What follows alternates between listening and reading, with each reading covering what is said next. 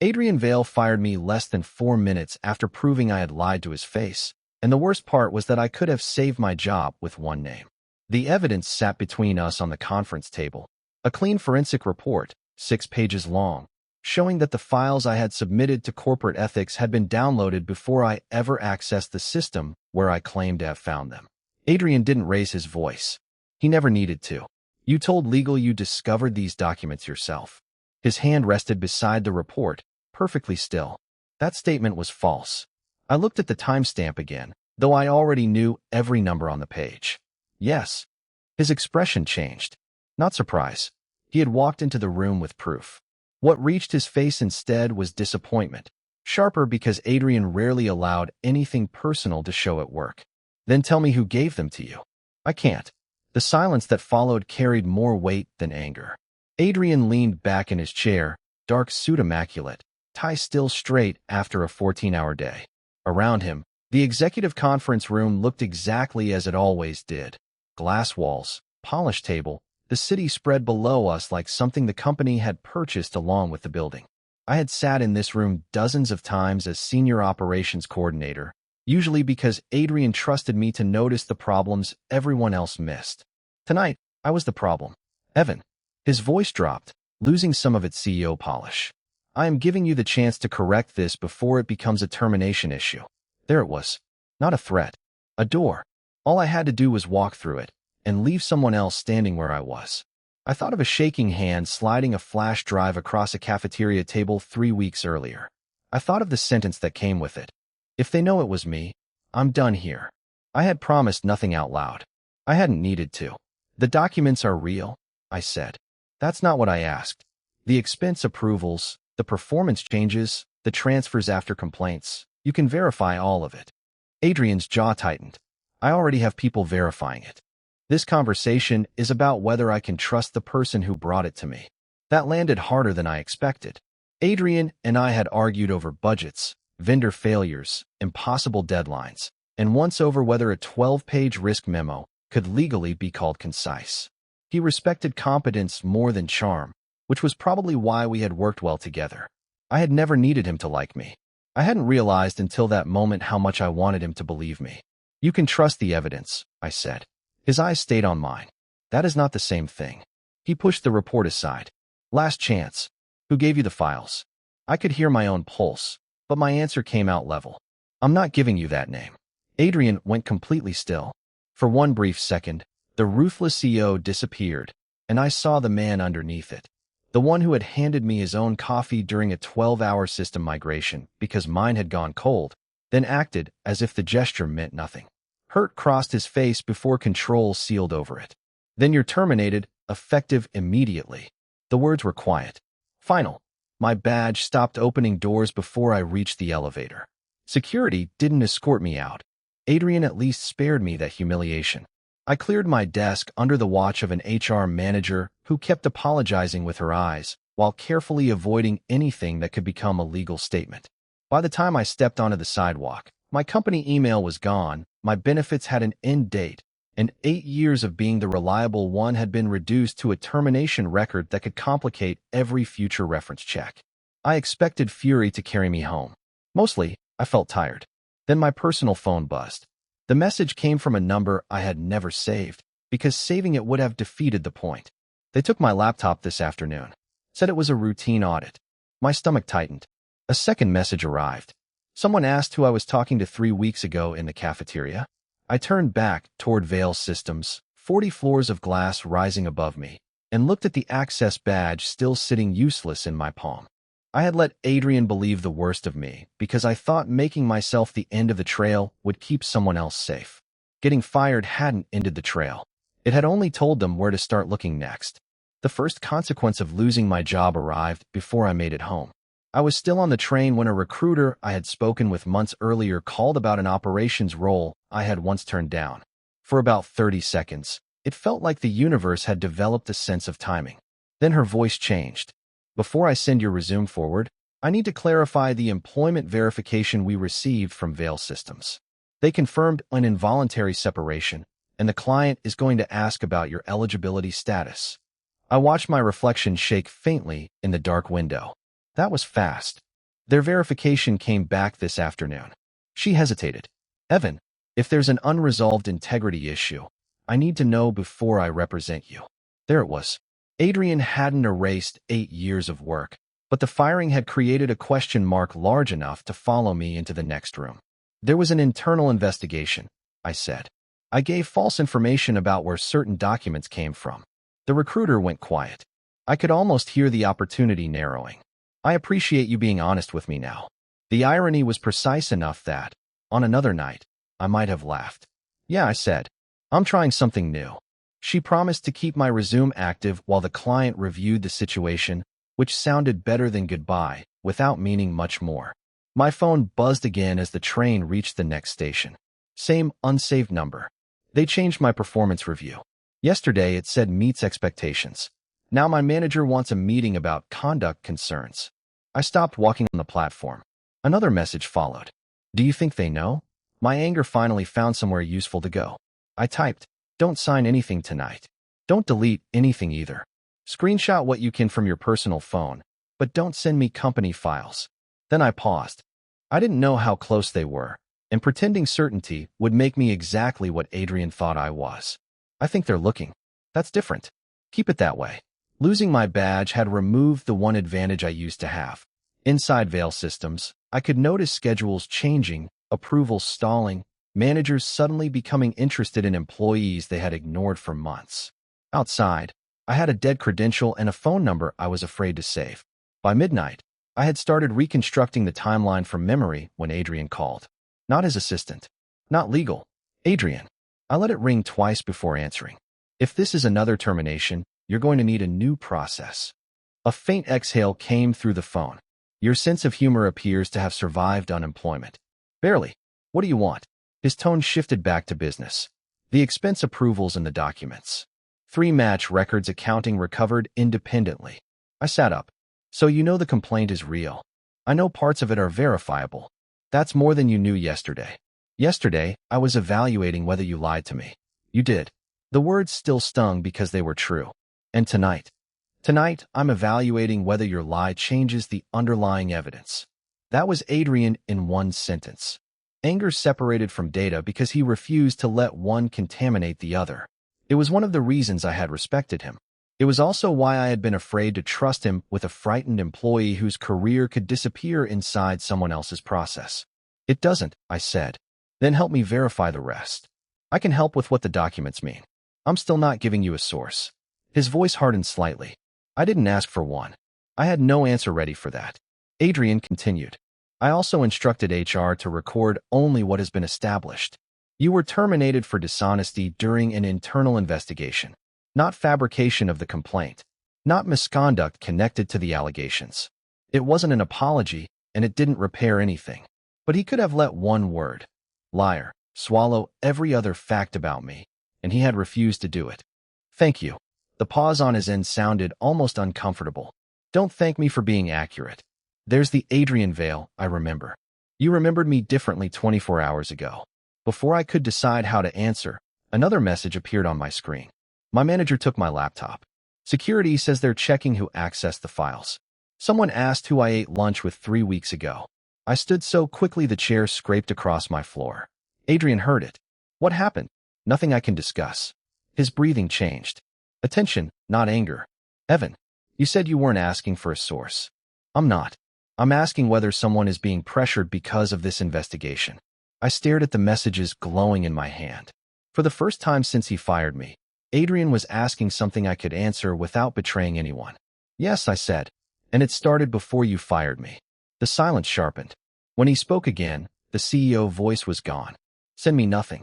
Don't forward a single company document. I frowned. Why? Because if someone is tracing the complaint through you, I don't want you creating a new trail for them to follow. He understood faster than I expected.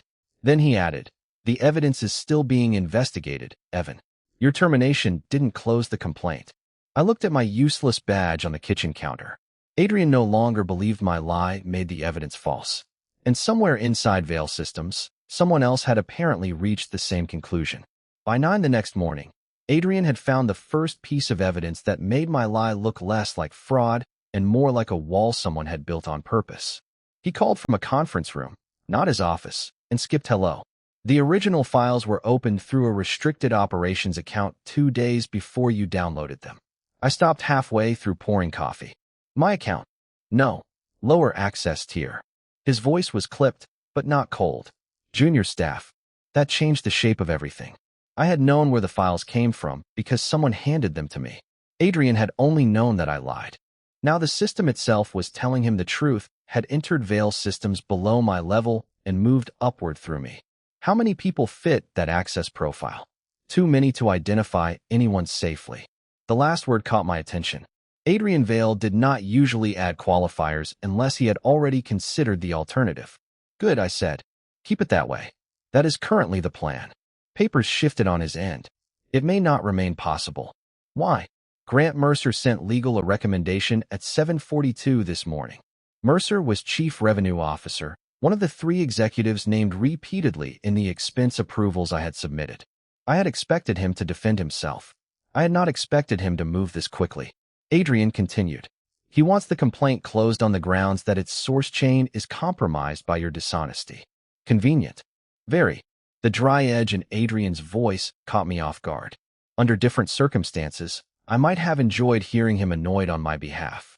Instead, I set the coffee down untouched. Are you closing it? No. The answer came without hesitation. 3 expense approvals have already been corroborated independently. I'm not allowing a false statement about provenance to erase verified evidence. Some of the pressure behind my ribs eased before I could stop it. I hated that his fairness still mattered to me. That sounds almost reasonable. Try not to damage my reputation. You fired me yesterday. For lying. You make everything sound like an audit finding. A brief silence followed. Less hostile than the ones before. Almost familiar. Then Adrian returned to business. Mercer also requested a list of employees who accessed the project archive during the last 6 weeks. My stomach tightened again.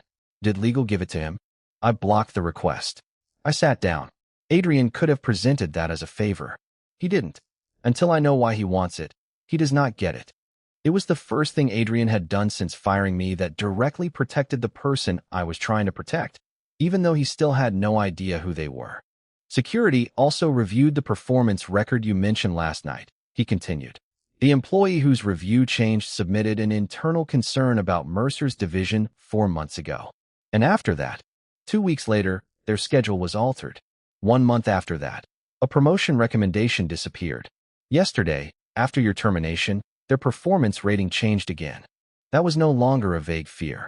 It was a sequence. Can you prove Mercer ordered it? Not yet. Then don't tell yourself you can.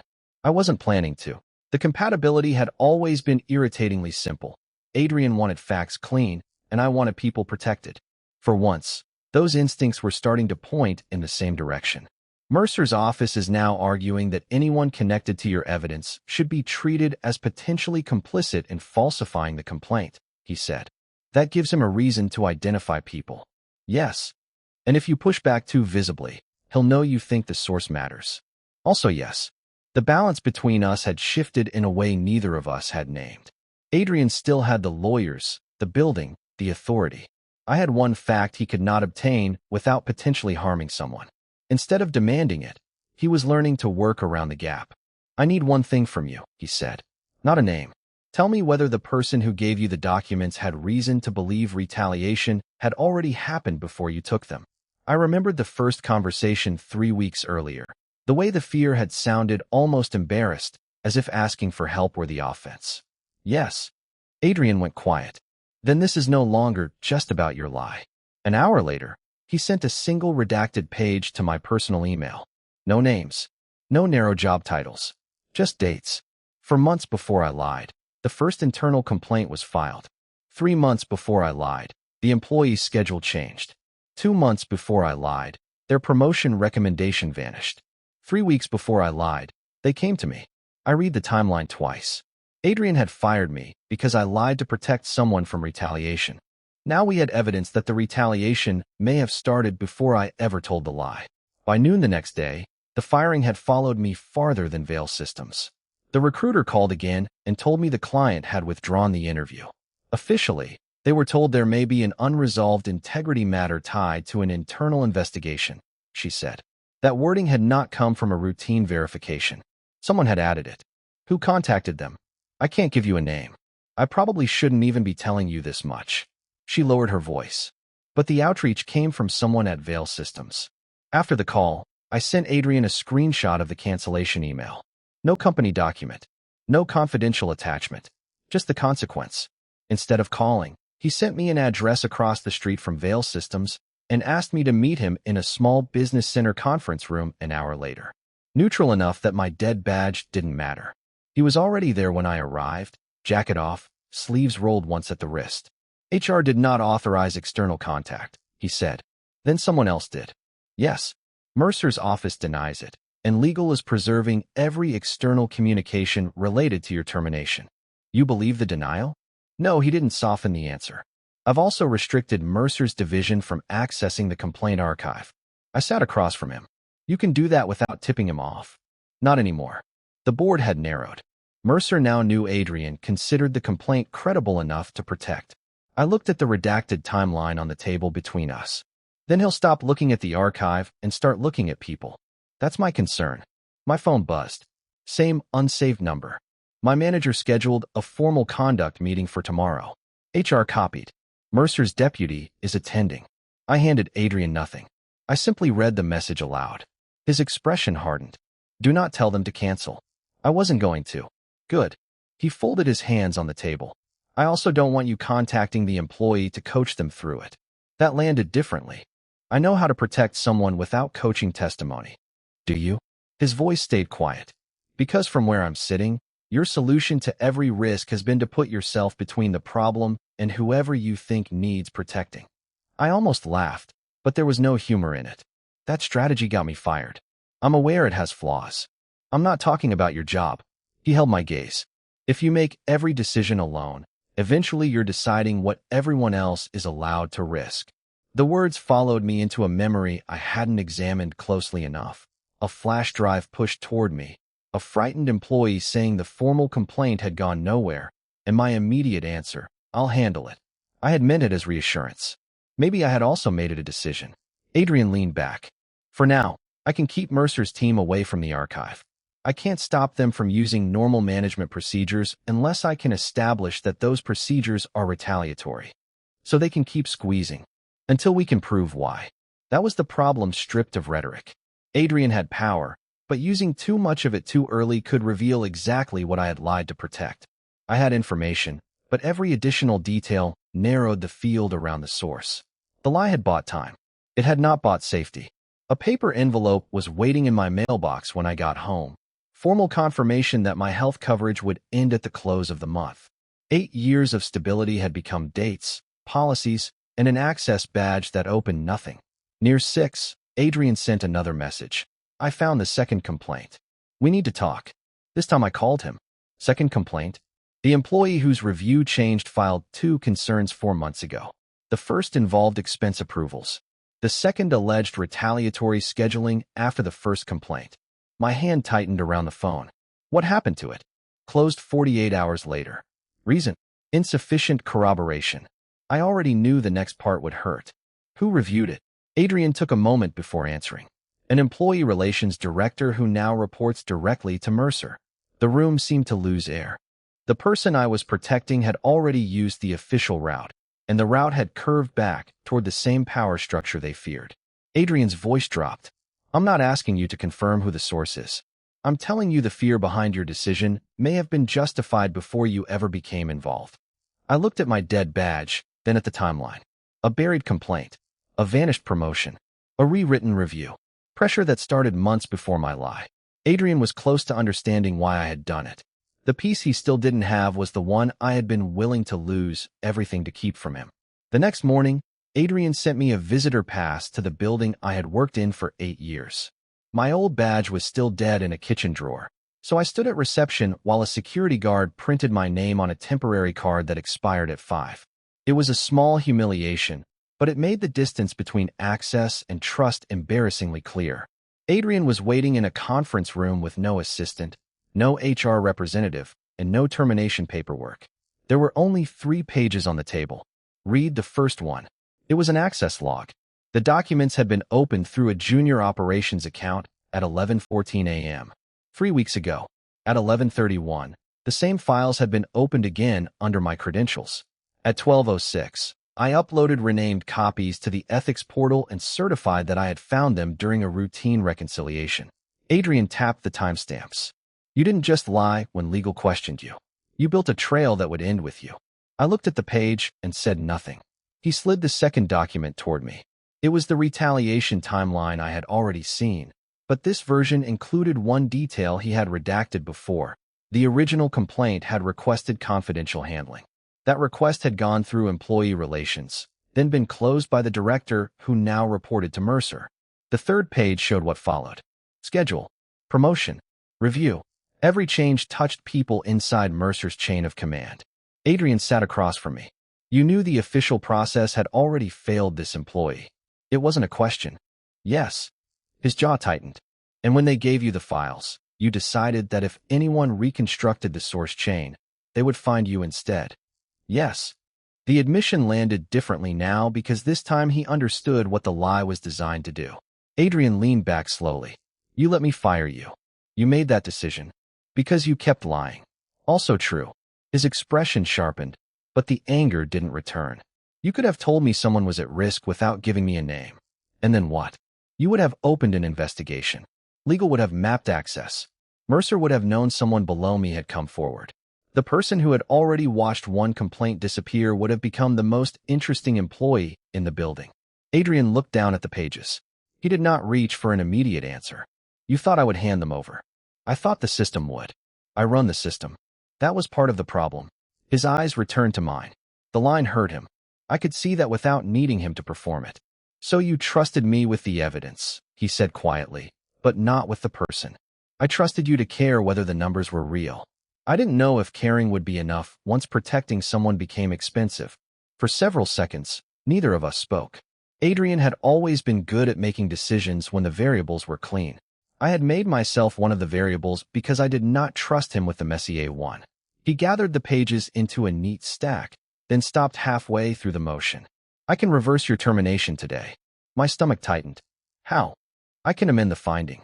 State that your deception occurred in connection with a protected internal disclosure and restore you pending review. 3 days earlier, I would have given almost anything to hear that. Now all I could see was what the correction would reveal. If you do that, Mercer knows you confirmed there was another source. Adrian went still.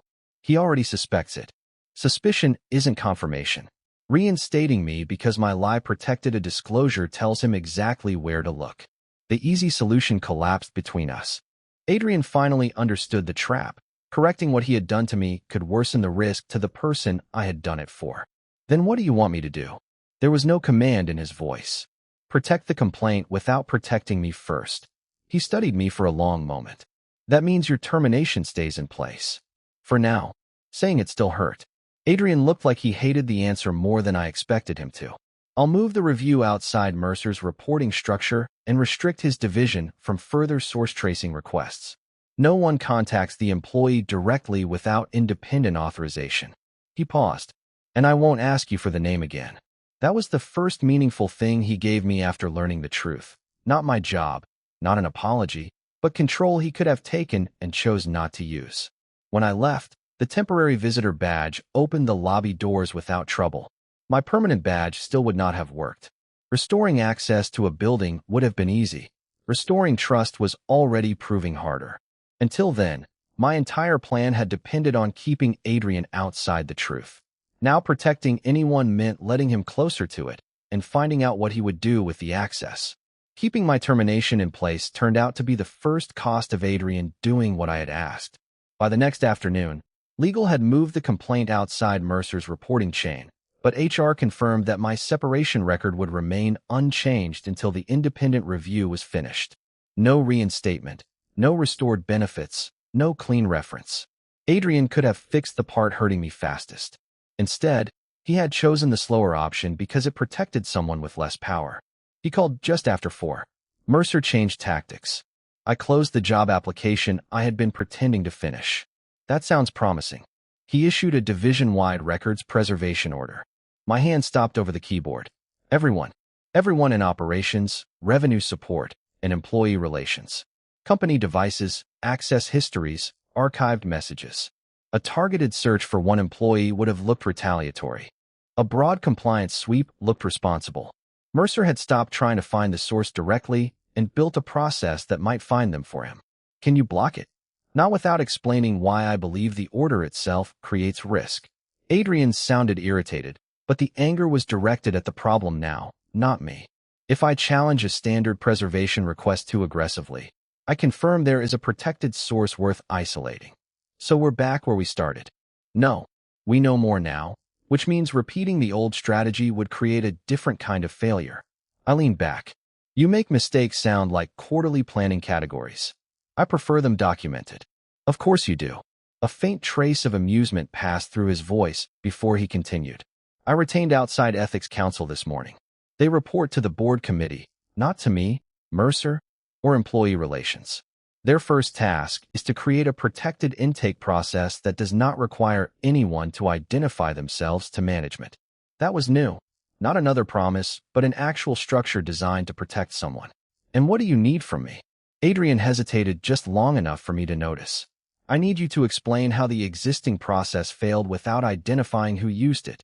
You want the fired liar advising your independent review. I want the person who understood the failure before I did.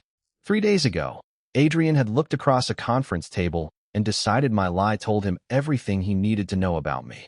Now he was asking for my judgment because the lie had shown him something his authority hadn't. I can do that, I said, but I decide what belongs to me to share. Yes. No argument. No attempt to redefine the boundary for me. The next morning, we met with outside counsel by video, separately from Vale Systems' internal network. I explained the sequence: complaint, disappearance, performance changes, fear, then the documents reaching me. I left out names, job titles narrow enough to identify anyone, and every personal detail that wasn't mine. Adrian barely spoke. When counsel asked whether leadership had ever given employees reason to believe confidentiality might fail, I expected him to defend the company. Instead, he said, "The evidence suggests we already did." After everyone else disconnected, Adrian stayed on the call. You could have said that 3 days ago, I told him. 3 days ago, I thought the most important fact was that you lied. And now, his expression tightened. Now I know the lie was one fact among several, and I treated it like a complete description of you. He didn't turn the admission into an excuse. I looked away first. I didn't trust you. I know. No, I mean you specifically. Not just legal. Not just the company. His face went still. I believe that if protecting someone became expensive enough, you would choose the institution. The silence held long enough for the statement to remain uncomfortable. Adrian did not rush to defend himself. And I gave you reasons to believe that, he said. Maybe not intentionally. But intention isn't the only thing that counts. It wasn't forgiveness, but it was the first time forgiveness felt possible. Adrian glanced down at his notes. For the record, this is the part where I usually ask for next steps. I almost smiled. I know. I'm trying not to. That must be exhausting. You have no idea. The warmth lasted less than a minute. My phone buzzed beside the laptop. The unsaved number. They made everyone surrender their devices for imaging. My meeting is tomorrow. Outside counsel sent me a protected contact link. Another message followed. I need you to stop deciding for me. If there's a safe way to speak, I want to choose it myself. I looked at Adrian through the screen. He noticed my expression, but did not ask for a name. What happened? The person I'm protecting has the independent contact information. Good. I read the message again. For days, I had defined protection as keeping them invisible at any cost. Now the person I had sacrificed my career to protect was telling me that safety was no longer mine to define alone. Mercer made his move before the whistleblowers' meeting ever started. At 8:12 the next morning, every senior manager at Vale Systems received an email from his office stating that serious concerns regarding fabricated evidence and coordinated misconduct had been identified in the internal complaint process. My name wasn't in the message, but it didn't need to be. By 8:30, 2 former coworkers had texted me screenshots. By 9, the recruiter who had called me twice removed me from consideration permanently. Mercer had found a way to turn my lie into the story before outside counsel could finish investigating the truth behind it. Adrian called while I was still reading the email. Do not respond publicly. I wasn't planning a press conference. Evan. His voice was tight. Mercer's legal team is arguing that your deception contaminated every document connected to the complaint. They're also requesting that the board suspend the outside review until source authenticity is established, meaning they want the source identified. Yes. And if the source refuses? Mercer will argue there is no reliable complaint left to investigate. I looked at the message from the whistleblower still open on my phone. Stop deciding for me. If there's a safe way to speak, I want to choose it myself. For days, I had treated their silence like something I had to defend at all costs. Now Mercer was using that silence as a weapon. What does outside counsel say? They can protect identity from management during preliminary intake, but if the board moves to formal findings, some degree of participation may become necessary. Some degree. Their words, not mine. Adrian paused. There is no zero-risk version of this anymore. Hearing it out loud made the limits of my old strategy impossible to ignore. An hour later, the whistleblower contacted outside counsel. I knew only because they texted me afterward. I spoke to them. I didn't give my name yet. My first instinct was to type good. I stopped myself. That would have been the old reflex again, approving the choice because it matched what I wanted. Instead, I wrote, "Okay, what do you want to do next?" The response took several minutes. I want them to know the complaint is real.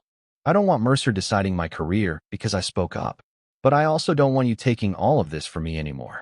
My entire strategy had been built around absorbing damage. Get fired. Lose the reference. Carry the word liar. If the cost stopped with me, then I could call it protection. But the cost had never stayed contained. Mercer had widened it until the person I was protecting had to choose between invisibility and credibility. Adrian asked me to meet him at outside counsel's office that afternoon. Neutral ground. No veil badge required. The conference room was smaller than his, almost plain, and for once Adrian had no executive advantage built into the space. He stood when I entered, then seemed to reconsider whatever he had been about to say. There are two options, he began.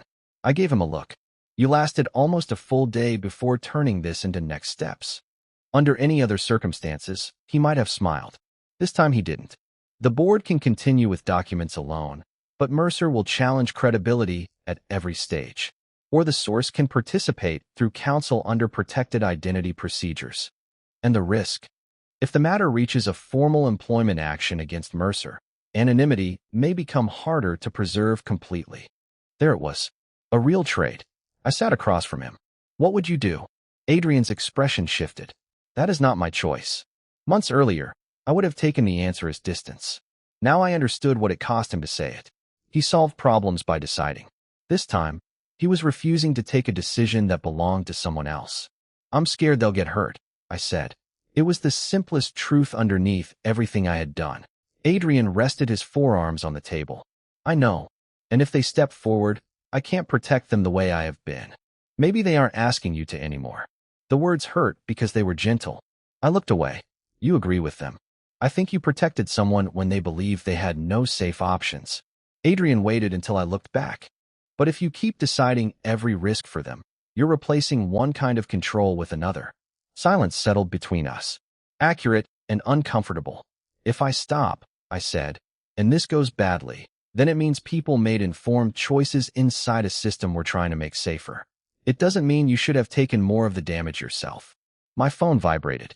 A message from outside counsel. The protected source has authorized limited participation and disclosure of corroborating records. They request that Evan Cole not be used as the sole intermediary going forward. I stared at the screen. They had chosen. Without me. Because of me, partly, but not through me. Adrian didn't ask to see the message. They're participating, I said. He nodded once. Then we follow their terms. Before I could answer, his phone rang. He listened for less than a minute, face tightening. When he ended the call, the room felt smaller. Mercer has filed a formal motion with the board to terminate the outside review by tomorrow morning. On what grounds? That your lie makes the entire complaint procedurally compromised. Adrian looked at me carefully. Outside counsel says the strongest way to prevent dismissal is for you to give a formal statement explaining exactly what you falsified, exactly why you did it, and exactly where your knowledge ends. I understood the cost immediately. I could no longer hide behind silence. I would have to admit the lie in full, on the record, without using someone else's identity to excuse it. Adrian didn't tell me what to do. For the first time since this began, protecting someone no longer meant standing in front of them. It meant stepping aside enough to let them choose, and stepping forward enough to own what was mine. At 8:30 the next morning, I signed my name beneath a statement that could permanently end my career. Outside counsel had offered to summarize my role for the board, but I refused. If Mercer was going to use my lie to bury the complaint, then I needed to put the lie on the record myself and define exactly what it did and what it did not prove. Adrian was already in the board conference room when I arrived. He stood near the far wall instead of taking the chair at the head of the table. He didn't come over to tell me I was making the right decision. He had finally learned that support and permission were not the same thing. Mercer sat across from outside counsel with two attorneys beside him, composed enough to look almost bored. Mr. Cole's admission should make this simple, one of them began. He knowingly falsified the provenance of evidence submitted through an internal ethics process. That part is true, I said. Every face turned toward me. I placed my statement on the table. I said I discovered the files myself. I did not. I changed the source trail, so any internal review would stop with me. Mercer leaned back slightly. So the complaint was compromised from the beginning. No, my statement about where the documents came from was false. The documents were not. Outside counsel slid the corroboration summary forward. Independently verified expense approvals, access records, the altered performance review, the vanished promotion recommendation, and the earlier retaliation complaint that had been closed inside Mercer's reporting chain. None of it was new. We didn't need a miracle. We needed the evidence everyone had tried to make secondary to my dishonesty. Mercer's attorney tapped the table. Without a reliable source, the board cannot know whether additional materials were manipulated. Then test them, I said. That is what Adrian started doing after he fired me.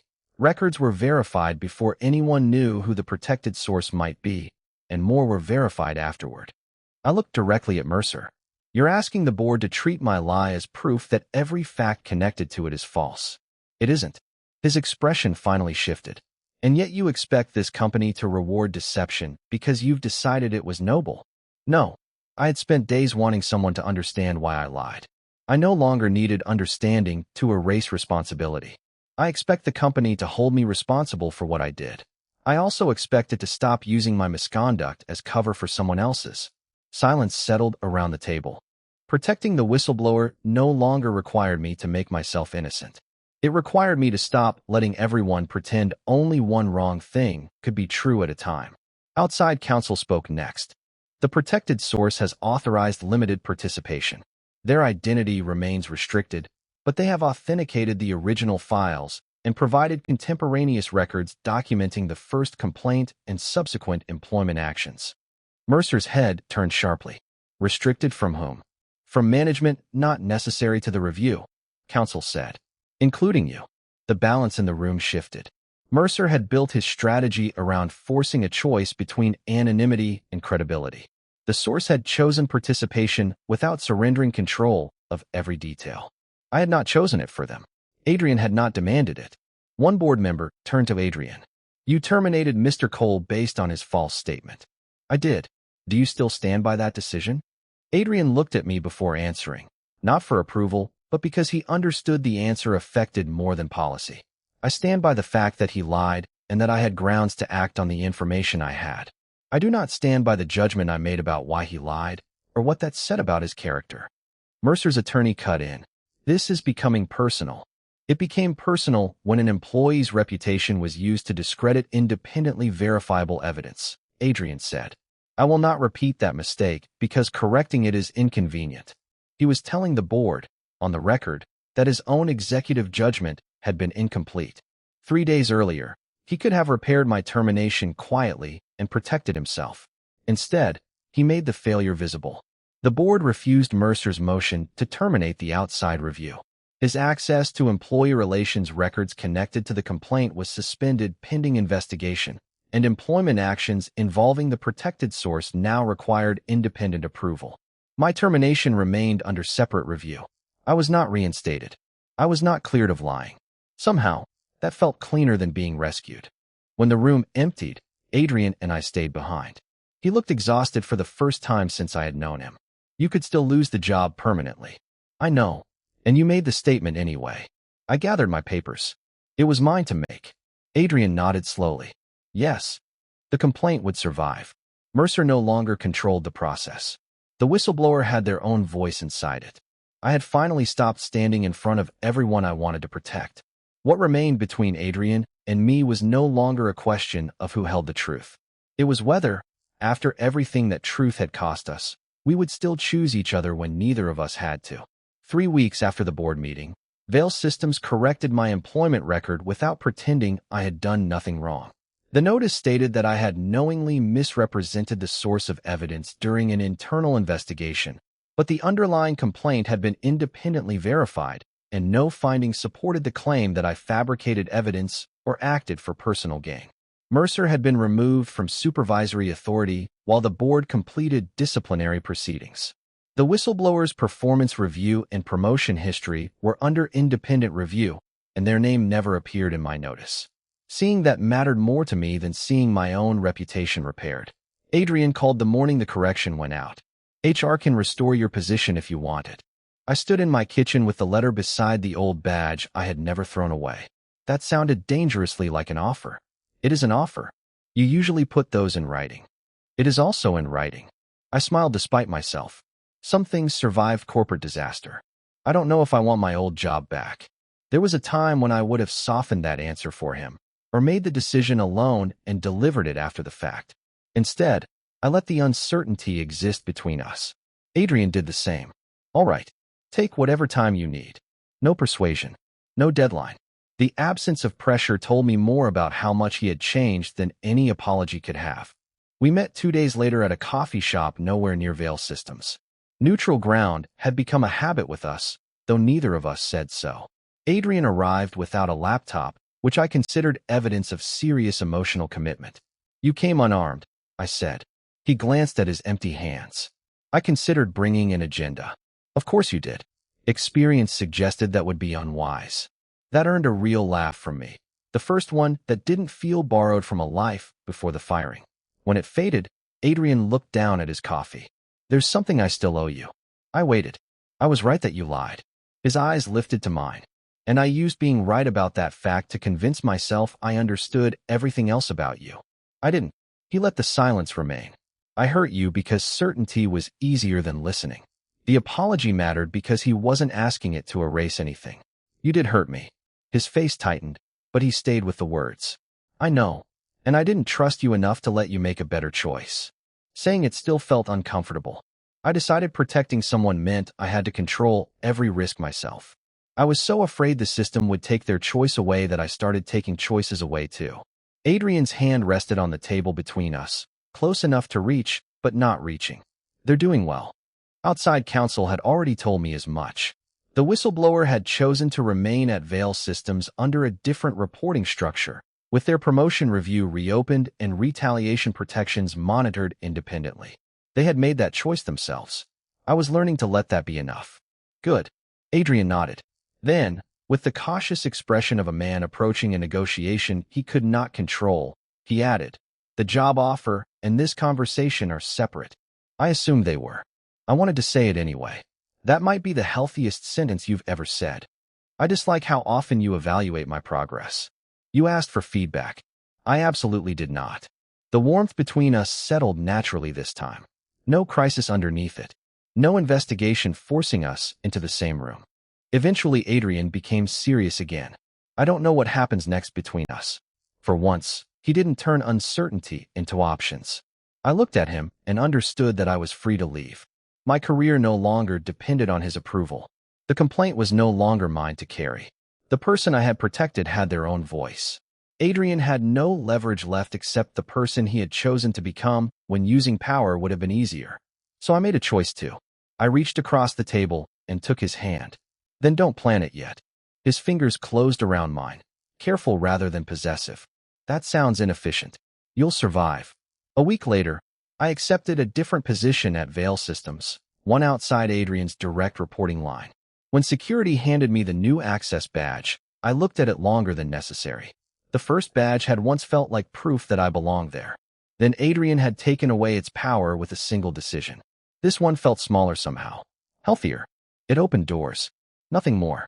That evening, Adrian and I stood outside the building after everyone else had gone home. He glanced at the badge clipped to my jacket. Working. So far. Good. He hesitated, then looked at me with none of the authority he had worn the night he fired me. Tell me the truth, Evan. Months ago, those words had meant give me everything or lose everything. Now there was no threat behind them, only room. I squeezed his hand once. I'm still scared this could go badly. Adrian nodded. Me too. I waited for the next step, the plan, the solution. He didn't give me one.